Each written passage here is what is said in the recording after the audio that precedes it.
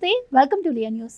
బీహార్లో ఎన్డీఏ కూటమి విజయం సాధించింది. బీహార్ సీఎంగా నితీష్ కుమార్ ప్రమాణ స్వీకారానికి ఆంధ్రప్రదేశ్ నుంచి ముఖ్యమంత్రి చంద్రబాబు గారికి, అలాగే విద్యాశాఖ మంత్రి నారా లోకేష్ గారికి ఆహ్వానం లభించింది. అక్కడికి వెళ్ళిన తర్వాత నారా లోకేష్ గారికి జాతీయ నేతలందరూ కూడా చూపిస్తున్నటువంటి ఆదరణ పట్ల ప్రజల్లో ఇప్పుడు ఒక చర్చ నడుస్తోంది. ముఖ్యమంత్రి చంద్రబాబు గారంటే జాతీయ స్థాయి నాయకుడు కాబట్టి ఆయన అందరూ గౌరవించడం ఇది సాధారణమైనటువంటి అంశం. కానీ ఎందుకు నారా లోకేష్ గారిని జాతీయ స్థాయి నాయకులు కూడా ఈ విధంగా ఆదరిస్తున్నారు? తాత నందమూరి తారక రామారావు, తండ్రి చంద్రబాబు నాయుడు గారి తర్వాత మరి లోకేష్ కూడా అంతటి స్థాయిలో జాతీయ స్థాయి నాయకుడు కాగలడా అన్న విషయాలను తెలుసుకుందాం. మనతో పాటు ఉన్నారు సీనియర్ పొలిటికల్ అనలిస్ట్ సత్యమూర్తి గారు. నమస్కారం అండి. నమస్కారం అండి. సార్, ఈ మధ్య చూస్తుంటే నారా లోకేష్ గారు బీహార్లో ఎన్నికలు జరుగుతుంటే ఎన్నికల ప్రచారం సందర్భంలో కూడా స్వయంగా ప్రధానమంత్రి నరేంద్ర మోదీ గారు ఆయన అక్కడికి పంపించడం జరిగింది. అలాగే ప్రధానమంత్రి గారిని ఈయన కలిసి వచ్చిన విధానం, ప్రధానమంత్రి గారే స్వయంగా ఈయనకి ఇంపార్టెన్స్ ఇస్తున్నటువంటి విధానం చూస్తుంటే నారా లోకేష్ గురించి ఇప్పుడు అన్ని రాష్ట్రాల్లో కూడా చర్చ నడుస్తోంది.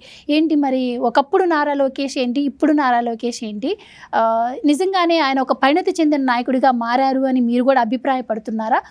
జాతీయ స్థాయి లీడర్ ఆయన అయ్యాడు అని చెప్పి మీరు అనుకుంటున్నారా? సో ప్రజల్లో ఉన్నటువంటి ఈ కన్ఫ్యూజన్ కూడా మీరు ఒక క్లారిటీ ఇవ్వగలరా? అంటే నారా లోకేష్ మొదటి నుంచి కూడా చాలా పట్టుదల కలిగిన వ్యక్తి. ఆయన రాజకీయాల్లోకి రావటం, ఆయన రాజకీయాల్లోకి వచ్చిన తర్వాత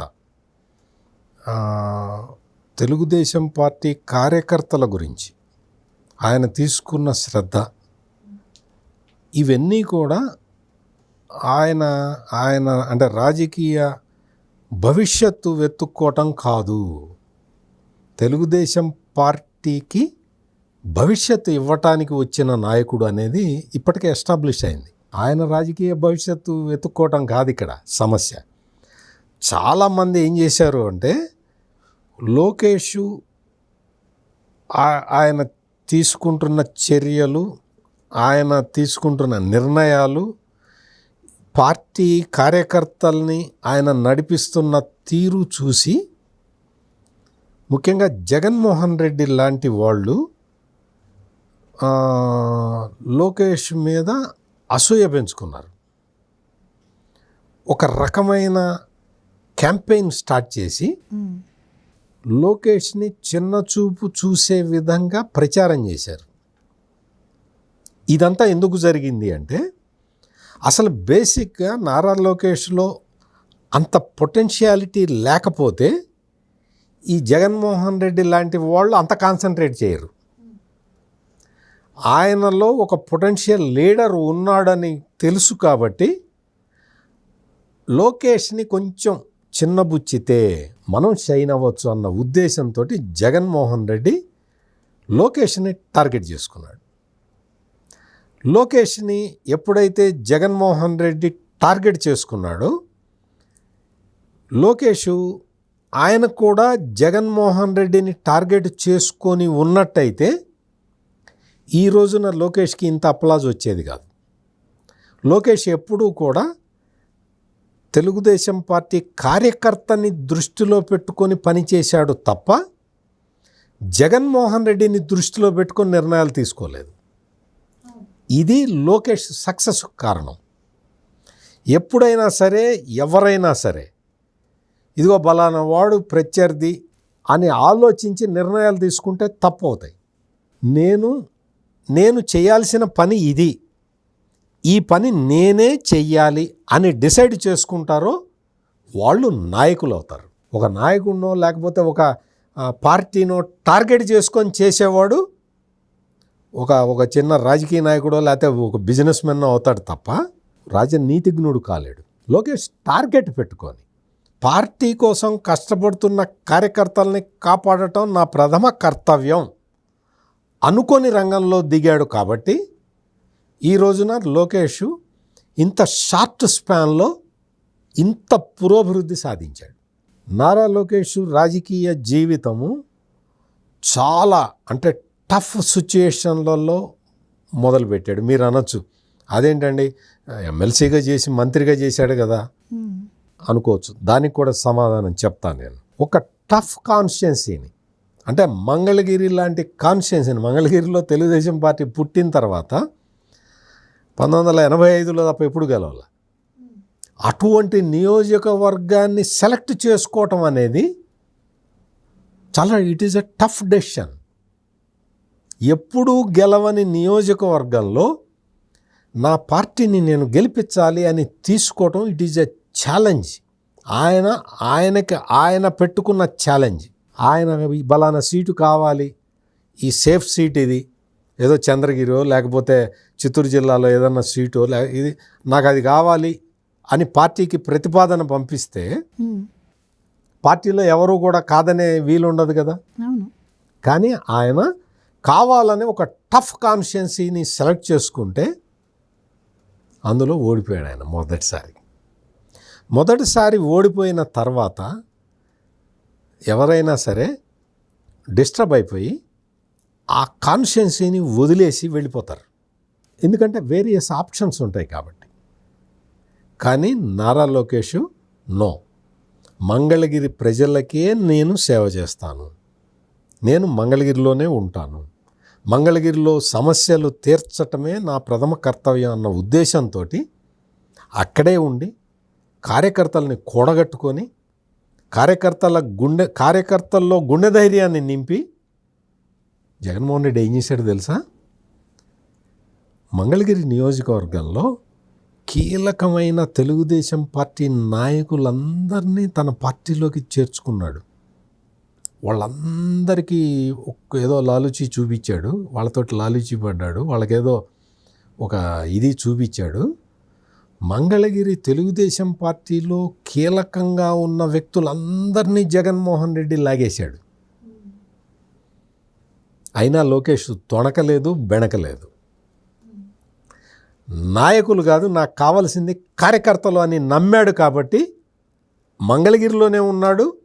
ఆ తర్వాత దాదాపుగా అదంతా మనకు తెలిసిందే, 90,000 పైన మెజార్టీతో ఆయన గెలిచాడు నియోజకవర్గం నుంచి. మంగళగిరిలో ఆయన గెలిచిన దగ్గర నుంచి ఆయన గెలిచాడు, తర్వాత మంత్రి అయ్యాడు. ఏ కార్యక్రమం చేసినా, అంటే మీకు చిన్న ఉదాహరణ చెప్తా. ఈ పెన్షన్ల పంపిణీ పేదల సేవలో కార్యక్రమం చేస్తారు కదా, ఆ కార్యక్రమం ప్రారంభించేటప్పుడు మంగళగిరిలో ఆ పేదల సేవలో కార్యక్రమం పెడితే ముఖ్యమంత్రి చంద్రబాబు నాయుడు వచ్చి మంగళగిరి ప్రజలతోటి ఏం చెప్పాడు తెలుసా? మీ ఎమ్మెల్యే జాగ్రత్త సరిగ్గా పనిచేస్తున్నాడా అని అడిగాడు.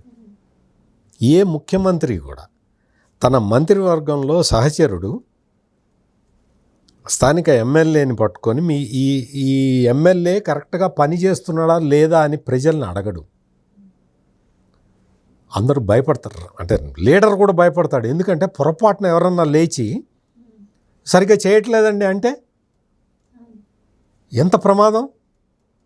అటువంటి బెరుకు లేకుండా పార్టీ నాయకుడు అడగటం, ప్రజలందరూ ముక్త కంఠంతో లోకేష్ కరెక్ట్గా చేస్తున్నాడని చెప్పటం, దానికి సమాధానంగా లోకేష్ ఏం సమాధానం చెప్పాడు అంటే, అది నా బాధ్యత అండి, నాకు స్థానిక ఎమ్మెల్యేగా నా బాధ్యత, నేను ఇంకా కష్టపడి పనిచేస్తాను అని ఆయన చెప్పటం.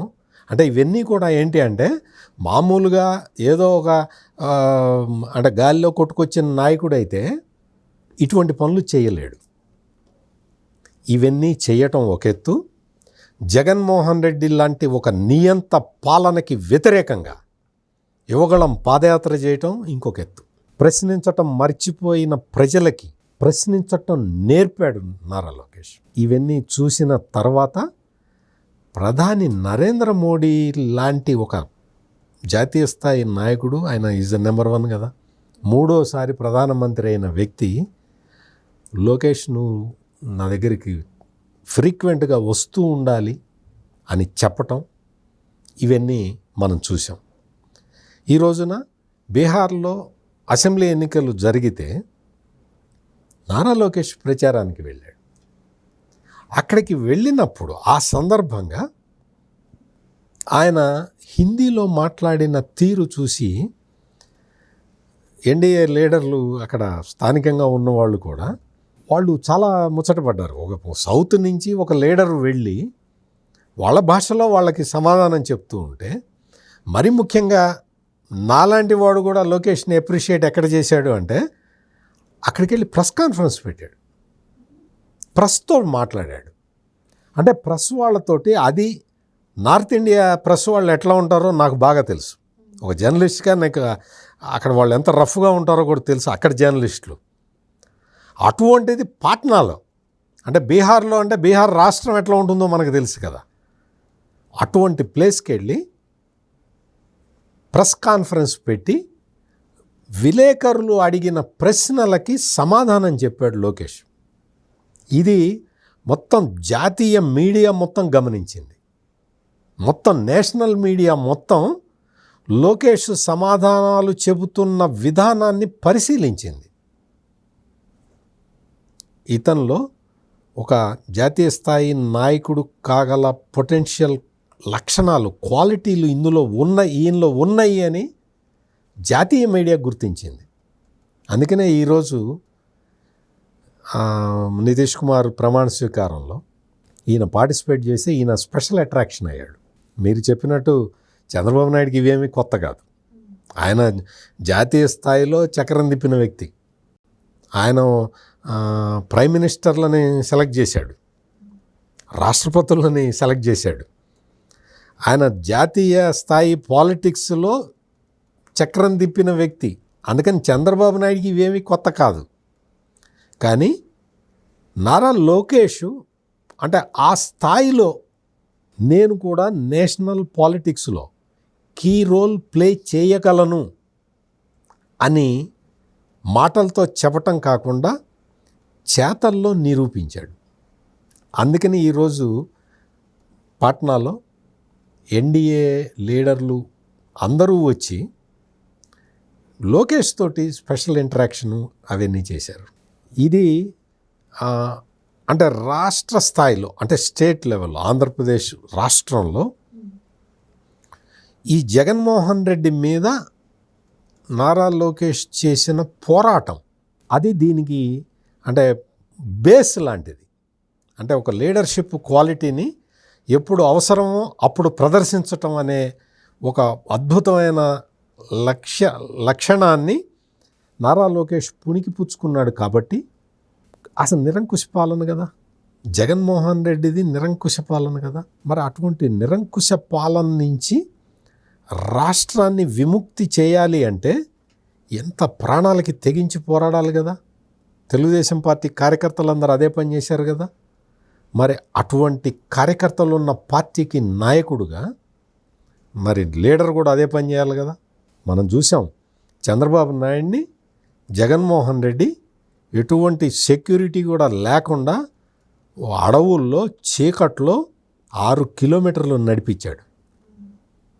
చంద్రబాబు నాయుడు 6 కిలోమీటర్లు కాదు, 160 కిలోమీటర్లైనా నేను నడుస్తాను తప్ప నీకు లొంగను, నేను తిరిగి వెళ్ళను అని చెప్పి ఆయన మరి 6 కిలోమీటర్లు నడుచుకుంటూ వెళ్ళాడు చీకట్లో అర్ధరాత్రి పూట. అంత టార్చర్ పెట్టి, అంటే చంద్రబాబు నాయుడు లాంటి వ్యక్తినే అంత టార్చర్ పెట్టిన వ్యక్తి జగన్మోహన్ రెడ్డి మరి నారా లోకేష్ని ఎంత చేసి ఉంటాడు. ఆయన దోన ఆయన పాదయాత్ర చేసుకుంటుంటే ఎన్ని చోట్ల పెట్రోల్ బాంబులు, బాటిల్లో పెట్రోల్ నింపి అందులో మేకులు ఉంటాయి కదా, ఆ మేకులేసి అవి విసిరేశారు. అంటే అది పగిలితే మేకులు గుచ్చుకుంటాయి, పెట్రోల్ పడుతుంది, వాడు ఎక్కడ ఆగిపుల్ల గీసేసినా కానీ పెద్ద ప్రమాదం జరుగుతుంది. అటువంటి దాడులు చేశారు యువగళం పాదయాత్ర మీద. అటువంటి దాడులన్నీ ఎదుర్కొన్నాడు. ఈరోజు ఒక జాతీయ స్థాయి నాయకులందరూ కూడా గుర్తించే స్థాయికి నారా లోకేష్ ఎదిగాడు. ఇది దీంతోపాటు కొంచెం అంటే రాజకీయాలు కూడా చెప్పాలి కాబట్టి జగన్మోహన్ రెడ్డి నువ్వు కూడా లోకేష్ని చూసి నేర్చుకోవాల్సింది చాలా ఉంది. ఫస్ట్ నువ్వు నేర్చుకోవాల్సింది ఏంటో తెలుసా? నీ సేఫ్ కాన్షియన్సీ అని నువ్వు భావిస్తున్న పులివెందుల్ని వదిలేసి వేరే నియోజకవర్గం నుంచి పోటీ చేసి నువ్వు గెలిచి అప్పుడు నువ్వు నారా లోకేష్కి సవాల్ విసురు. నువ్వు నీ సేఫ్ ప్లేస్లో నీ తండ్రి దగ్గర నుంచి నీ బాబాయ్ బాబాయ్ అంటే ఇప్పుడు లేడనుకో, వేసేశారు కదా, అటువంటి పులివెందుల కాన్స్టిట్యున్సీలో నేను గెలుస్తా, నాకు అసలు ఓటమి లేదు అని చెప్పుకోవటం కాదు. నువ్వు ఒక కాన్స్టిట్యున్సీ, టఫ్ కాన్స్టిట్యున్సీ, ఇప్పటి వరకు నీ పార్టీ గెలవని కాన్స్టిట్యున్సీ ఒకటి, అది సెలెక్ట్ చేసుకొని ఈసారి అసెంబ్లీ ఎన్నికల్లో ఆ నియోజకవర్గం నుంచి పోటీ చేసి అందులో గెలిచి అప్పుడు నువ్వు నారా లోకేష్కి సవాల్ చేయి. నువ్వు మంగళగిరిలో గెలిచావు కదా, నేను ఇదిగో నా పార్టీ గెలవని నియోజకవర్గంలో నేను గెలిచాను అని అప్పుడు సవాల్ చేయి. అంతేగాని నువ్వు పులివెందుల్లో పోటీ చేసి నేను గెలుస్తా అని చెప్పటం కాదు. ఇది జగన్మోహన్ రెడ్డి లోకేష్ నుంచి నేర్చుకోవాల్సిన పాఠం. Thank you so much. నమస్కారం అండి. Please subscribe to Leo news for more videos.